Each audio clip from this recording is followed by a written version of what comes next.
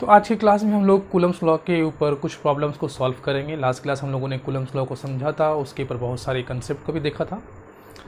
तो जैसा कि कूलम्स लॉ का फार्मूला हम लोग सब जानते हैं कि F is equal to k Q1 Q2 upon r square. अच्छा, प्रॉब्लम में जाने से पहले फ्री स्पेस के लिए हम लोग के का वैल्यू यूज़ करते हैं 1/4 pi epsilon naught Q1 Q2 upon r square. ये एप्सिलॉन नॉट का जो वैल्यू हम लोगों को मिलता है फ्री स्पेस के लिए 8.85 इंटू 10⁻⁻12, ये फ्री स्पेस में एप्सिलॉन नॉट का सबसे मिनिमम वैल्यू है।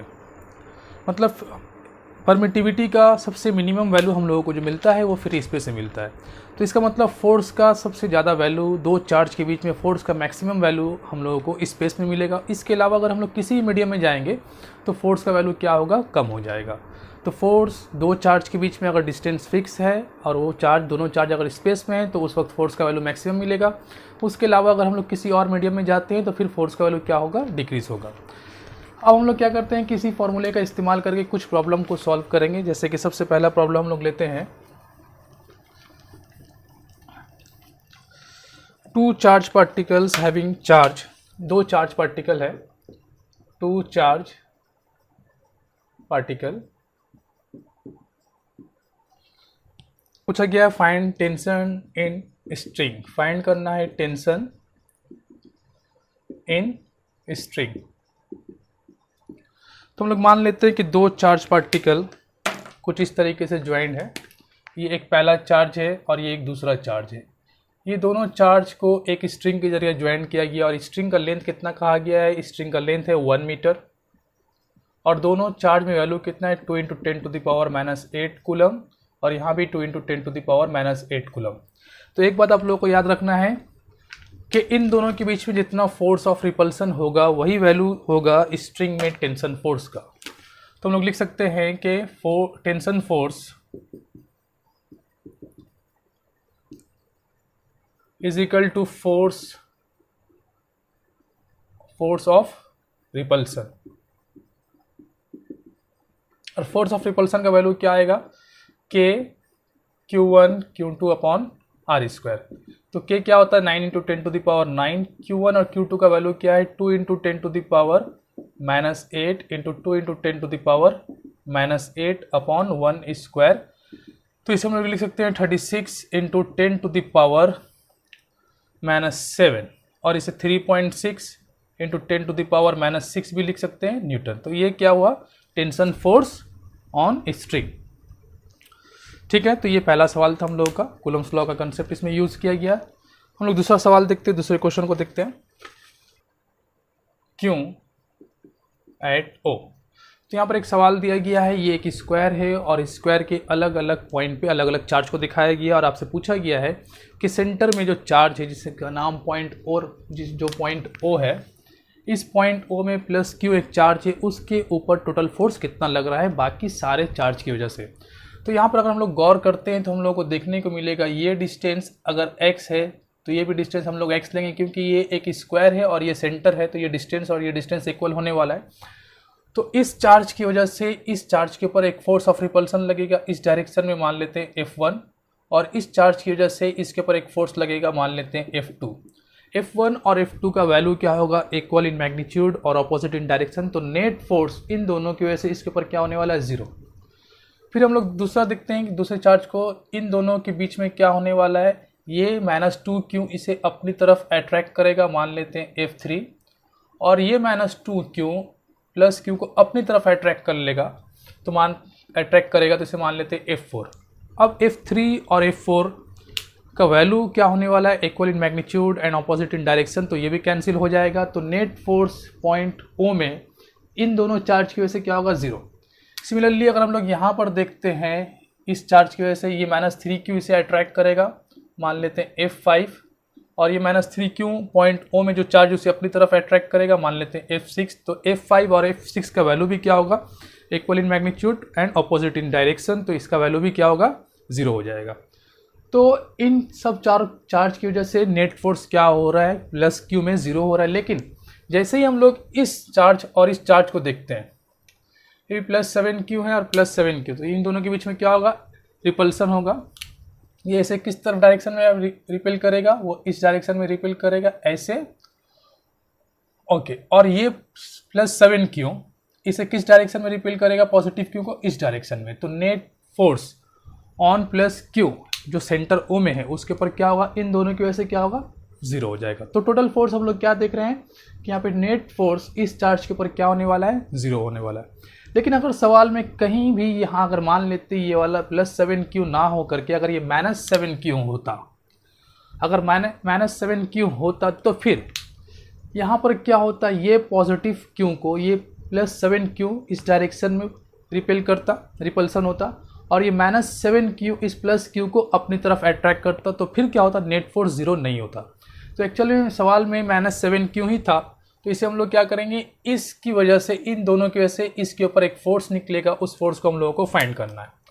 तो मान लेते हैं ये +7Q की वजह से इस पॉइंट पे क्या होगा, एक रिपल्सन होगा, उस फोर्स का नाम रख लेते हैं हम लोग F7, और इस -7Q की वजह से क्या होगा, इसमें अट्रैक्शन, इसका नाम रख लेते हैं F8। तो F7 और F8 का डायरेक्शन क्या हो रहा है, सेम हो रहा है, इक्वल हो रहा है। तो दोनों को हम लोग क्या करेंगे, दोनों के फोर्स को ऐड करेंगे। तो टोटल फोर्स क्या होगा, नेट फोर्स जो O में पड़ने वाला है, net force on charge plus Q at O, क्या होने वाला नेट फोर्स, F नाम रख लेते हैं उसका, F। तो F इजिकल टू क्या होगा, F7 प्लस F8। अब हम लोग दोनों का वैल्यू निकालेंगे। F7 का वैल्यू क्या होगा, मान लेते हैं क्या होगा, Q1 Q2 मतलब Q into 7Q upon R²। इस डिस्टेंस को हम लोग मान लेते हैं x², x मान लेते हैं डिस्टेंस को, x² होगा।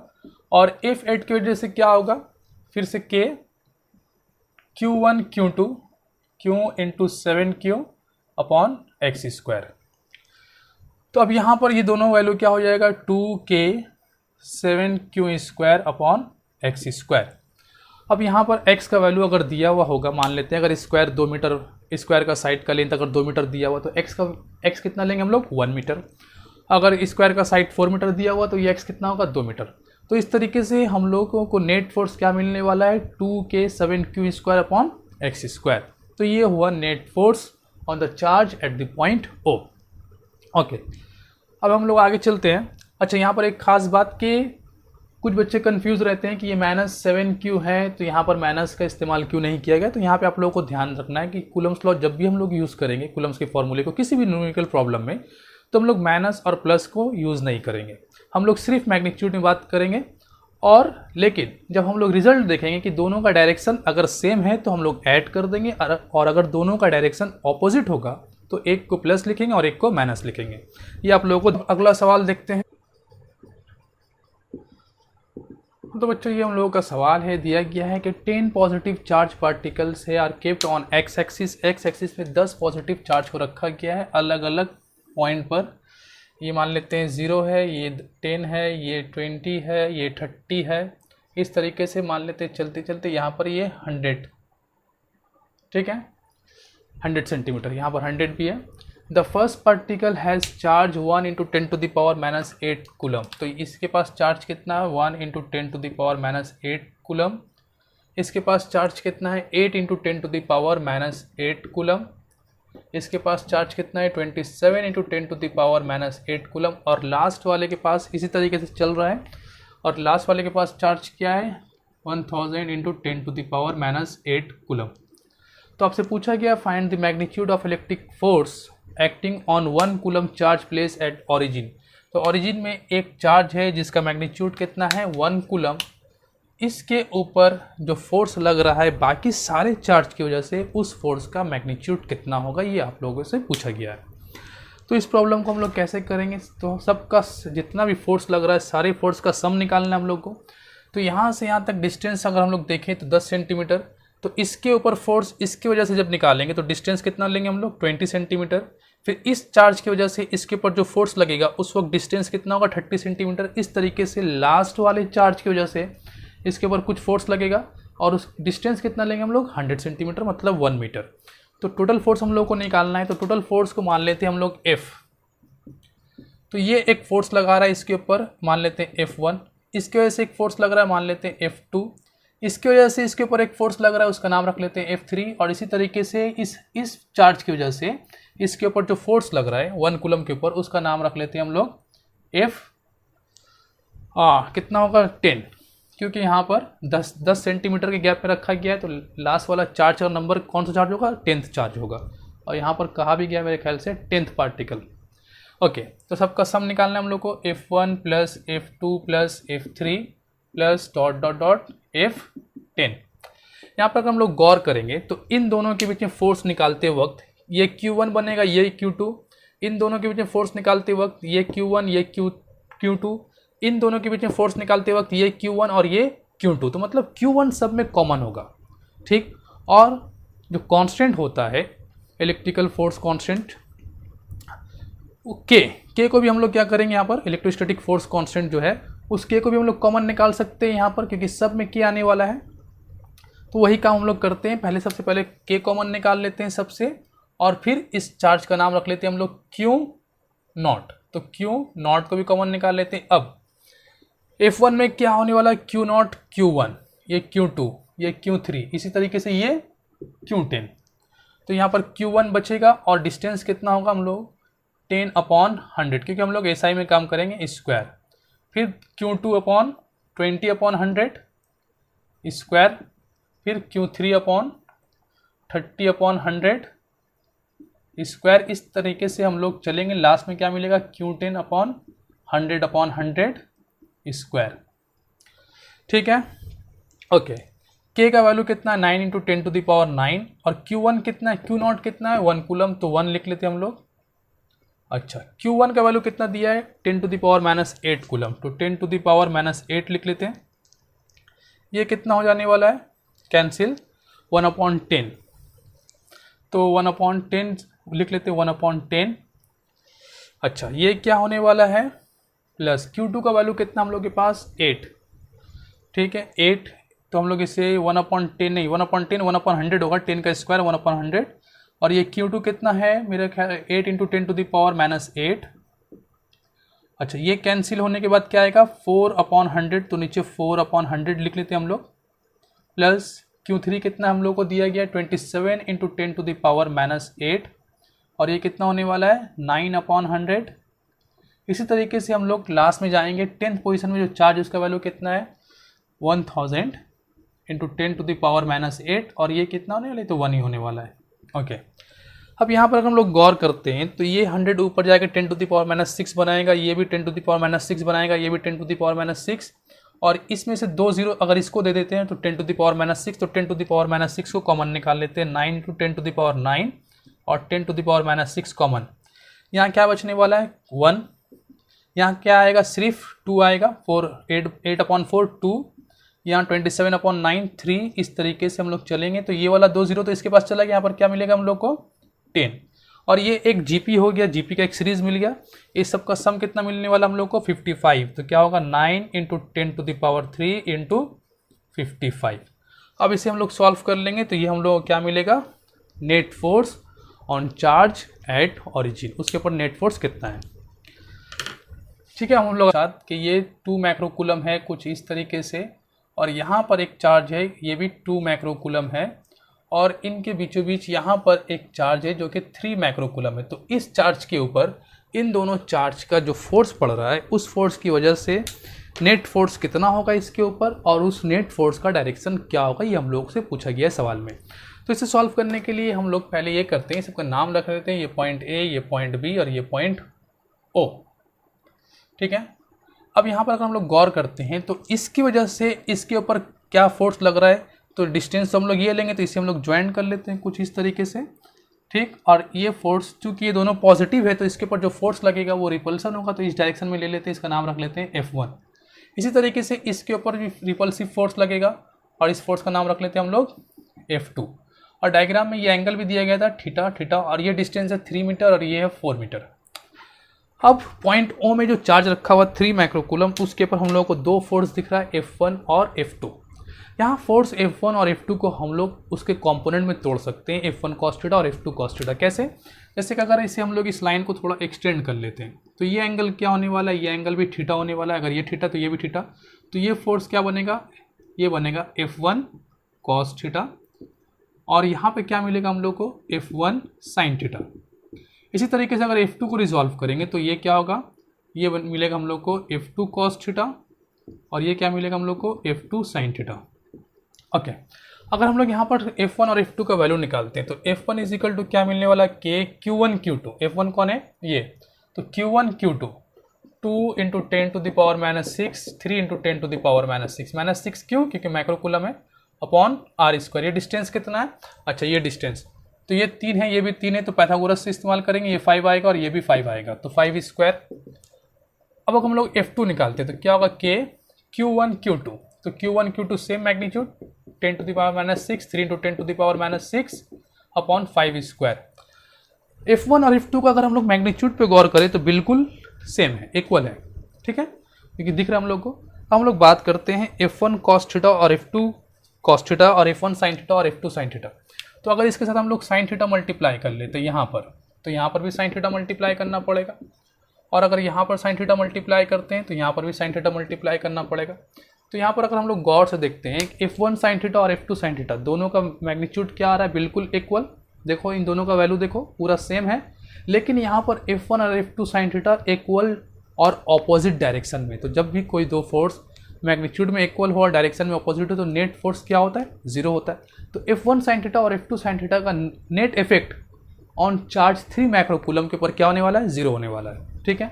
लेकिन जैसे ही अगर हम लोग इसे cos थीटा से मल्टीप्लाई कर लेते हैं, अगर इसे हम लोग cos थीटा कर लेते हैं और इसे भी अगर हम लोग cos थीटा कर देते हैं तो यहाँ पर भी क्या होगा cos थीटा, और यहाँ पर भी क्या हो जाएगा cos थीटा। तो यहाँ पर हम लोग देखते हैं कि F1 cos थीटा और F2 cos थीटा का मैग्नीट्यूड तो सेम है, क्या इन दोनों का डायरेक्शन अपोजिट है, तो हम लोग को दिख रहा नहीं, इन दोनों का डायरेक्शन सेम है। तो इसका मतलब F1 cos थीटा और F2 cos थीटा की वजह से जो फोर्स होगा 3 माइक्रोकूलम में वो जीरो नहीं होने वाला है, बल्कि उन दोनों का सम होने वाला है।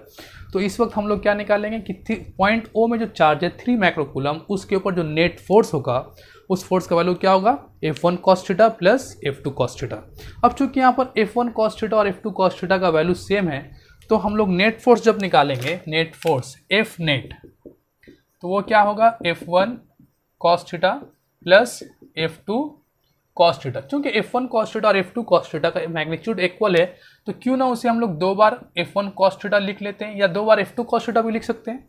ओके, तो 2 F1 का वैल्यू कितना है, K का वैल्यू लिख लेते हैं 9 into 10 to the power 9, Q1 Q2 2 into 10 to the power minus 6 into 3 into 10 to the power minus 6 upon 5 square. अच्छा, cos थीटा का वैल्यू क्या होगा, क्योंकि cos थीटा क्या होता है, बेस अपॉन हाइपोटेन्यूज, तो 4 अपॉन 5।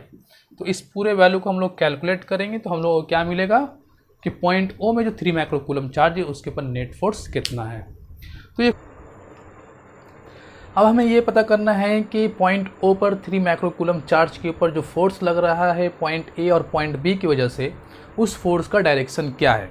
तो हम लोगों को दिख रहा है यहाँ पर ये फोर्स, इसके ऊपर जो फोर्स लग रहा है F1 cos थीटा भी इसी डायरेक्शन में है और F2 cos थीटा भी इसी डायरेक्शन में है। तो इसे हम लोग कुछ इस तरीके से लिखेंगे, इस पॉइंट का एक नाम रख लेते हैं हम लोग, मान लेते हैं ये AB और ये C। तो हम लोग क्या लिखेंगे, इसका जो भी वैल्यू आएगा इसे हम लोग लिखेंगे अलॉन्ग CO, ठीक है। तो अब हम लोग चलते हैं अगले प्रॉब्लम की तरफ। अगला मैंने इसे डायग्राम में कॉपी कर दिया, सिर्फ डायग्राम बना दिया उसका।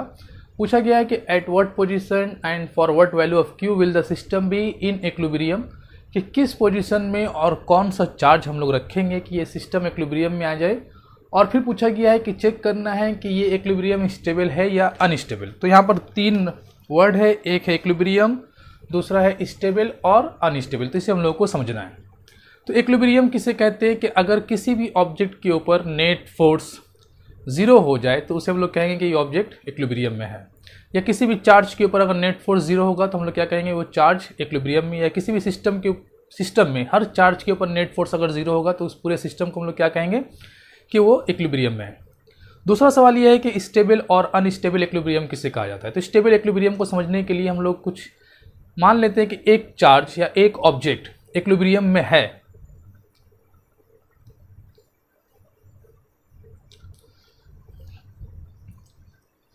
तो यहाँ पर एक सवाल दिया गया है कि 2 इलेक्ट्रॉन हैं और इन दोनों इलेक्ट्रॉन के बीच में या कहीं पर भी किस पोजीशन पे हम लोग चार्ज Q का कौन सा वैल्यू रखें at what position and for what value of Q will the system be in equilibrium, कि पूरा सिस्टम इक्विलिब्रियम में आ जाए।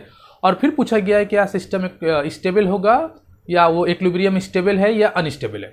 तो सबसे पहले हम लोग ये समझते हैं कि इक्विलिब्रियम किसे कहा जाता है। जब भी किसी ऑब्जेक्ट के ऊपर या किसी भी चार्ज के ऊपर नेट फोर्स 0 होता है तो उसे हम लोग क्या कहते हैं कि वो इक्विलिब्रियम है।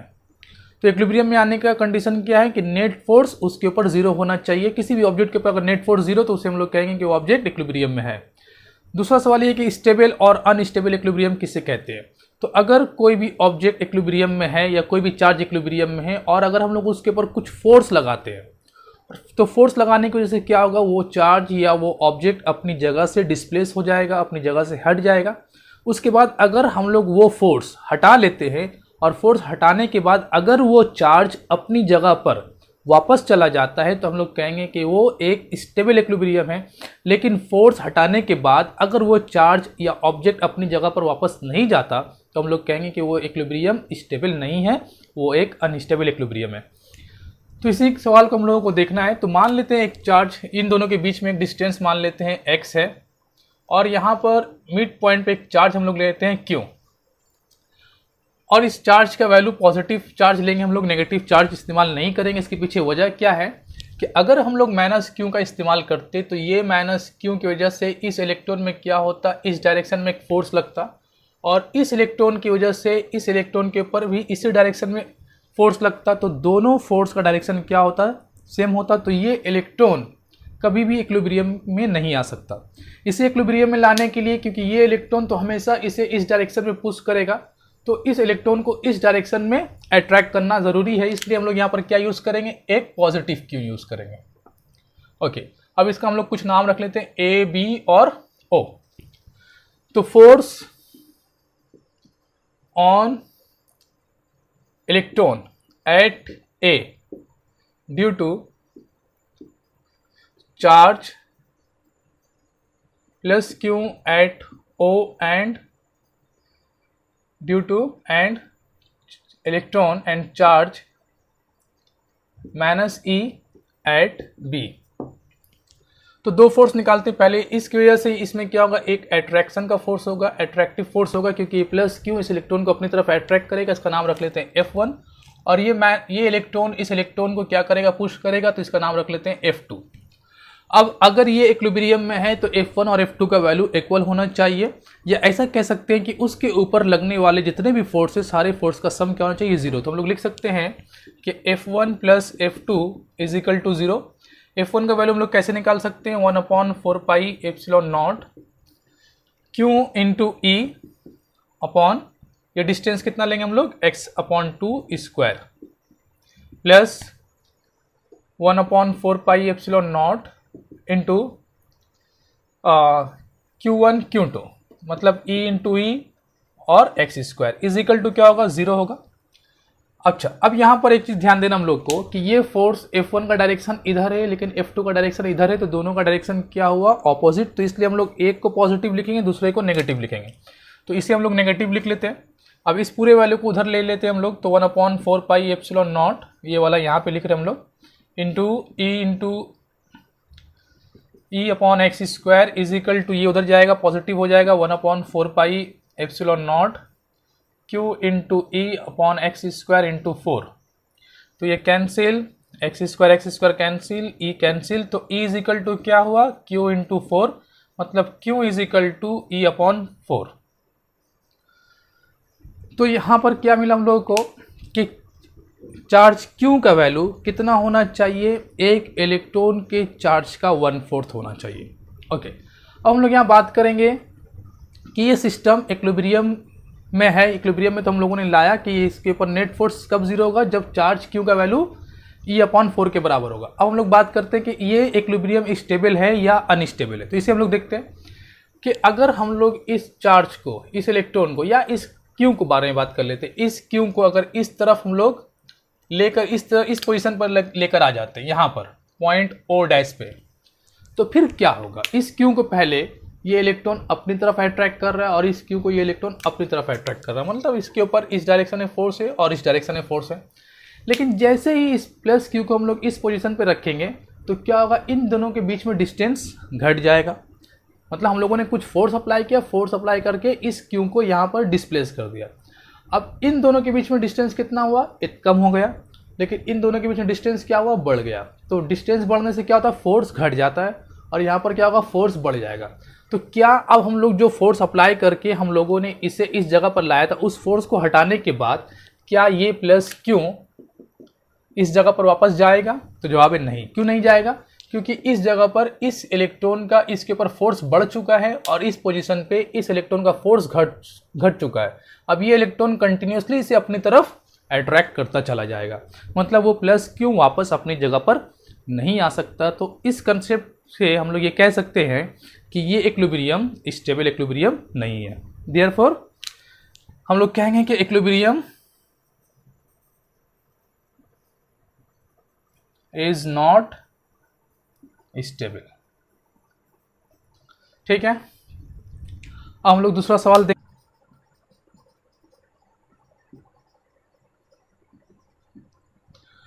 तो यहां पर एक सवाल दिया गया है कि तो आइडेंटिकल मेटालिक स्फीयर है, ए और बी उन दोनों का नाम दिया गया है और हर एक दोनों में चार्ज क्या है, क्यों। तो मान लेते हैं एक मेटालिक स्फीयर ये है ए और ये है एक बी। ठीक है, दोनों में चार्ज क्या है, क्यू और क्यू। उसके बाद क्या कहा गया है कि दोनों के बीच में फोर्स क्या है, एफ है। ठीक है, a third metallic uncharged sphere C of same size is made to touch the sphere A and B alternative. मतलब पहले ए एक अनचार्ज स्फीयर सी को ए के साथ टच किया गया, तो जैसे ही हम लोग सी को, जिसका क्यू कितना है, 0 है, ए के साथ टच कराएंगे तो फिर क्या होगा, वो हमें कुछ इस तरीके से देखने को मिलेगा, स्फीयर ए और स्फीयर सी, और इन दोनों में चार्ज क्या हो जाएगा, Q/2 और Q/2, क्योंकि हम लोग जानते हैं जब ऐड करेंगे तो Q + 0 क्यों आएगा, डिवाइड करेंगे, दो ऑब्जेक्ट है, दो बॉडी, तो 2 से डिवाइड करेंगे, दोनों में चार्ज क्या हो गया, Q/2। उसके बाद क्या किया गया, इस C को B के साथ टच कराया गया, तो अभी C के पास चार्ज कितना है, Q/2। तो ये जब दोनों एक दूसरे से टच कराएंगे तो फिर दोनों के पास चार्ज कितना हो जाएगा, A के पास और C के पास। इन दोनों को अगर हम लोग ऐड करते हैं, Q + Q/2 डिवाइडेड बाई 2, तो क्या हो जाएगा, 3Q/4। तो इसके पास 3Q/4 चार्ज और इसके पास भी 3Q/4 चार्ज। ये चार्ज हुआ ए और सी के पास, और सॉरी बी और सी के पास। अब आपसे पूछा गया है कि what is the and then remove what is the force repulsion between A and B. तो ए और बी के बीच में फोर्स ऑफ रिपल्सन क्या होगा, तो ए का नया चार्ज अभी कितना है, Q/2, और बी का नया चार्ज कितना है, 3Q/4। अच्छा, पहले इन दोनों के बीच में फोर्स ऑफ रिपल्सन कितना था, उसे लिख लेते हैं, F = K Q1 Q2। Q1 Q2 का वैल्यू तो Q है, तो Q × Q/, डिस्टेंस कुछ नहीं दिया गया तो हम लोग R मान लेते हैं, R²। अच्छा, अब हम लोग क्या करते हैं, इन दोनों के बीच में, अब A और B के बीच में फिर से हम लोग फोर्स निकालते हैं। F1 नाम रख लेते हैं उसका, K Q1 कितना बना, A नया A का चार्ज कितना है, Q/2, और नया B का चार्ज कितना है, 3Q/4, डिस्टेंस R²। तो इसे हम लोग लिख सकते हैं K Q1 Q2 upon R² × 3/8। तो ये पूरा वैल्यू किसके बराबर है, F के बराबर है, तो F1 का वैल्यू क्या होगा, 3F/8। ये नया फोर्स निकलेगा दो चार्ज के बीच में। तो आज हम लोगों ने कूलम्स के ऊपर, कूलम्स के कंसेप्ट का इस्तेमाल करके बहुत सारे प्रॉब्लम को देखा, लेकिन और भी बहुत सारे प्रॉब्लम आप लोगों को मिलने वाले हैं। उसे बुक से आप लोग प्रैक्टिस करना, उसे अच्छे से देखना, समझने की कोशिश करना। नेक्स्ट क्लास हम लोग इलेक्ट्रिक फील्ड के बारे में बात करें।